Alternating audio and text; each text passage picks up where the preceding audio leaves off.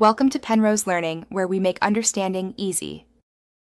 In this video, I will show how to make kombucha tea from scratch. First, gather your ingredients: 1 cup of sugar, 8 tea bags, and 4 cups of starter tea. You'll also need a 1-gallon glass jar. Begin by boiling 4 cups of water, then steep your tea bags for about 10 minutes. Stir in the sugar until it fully dissolves. Remember, sanitation is key for a successful brew. Once your sweet tea has cooled to room temperature, about 75 degrees Fahrenheit, it's time to combine everything. Carefully pour the cooled tea into your clean 1-gallon glass jar.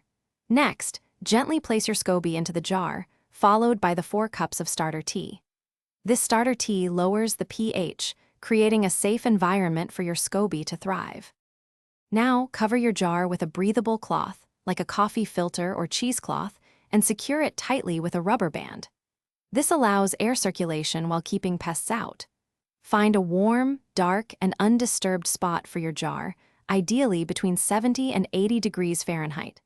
Let it ferment for 7 to 10 days, tasting periodically after day 5 until it reaches your preferred tartness.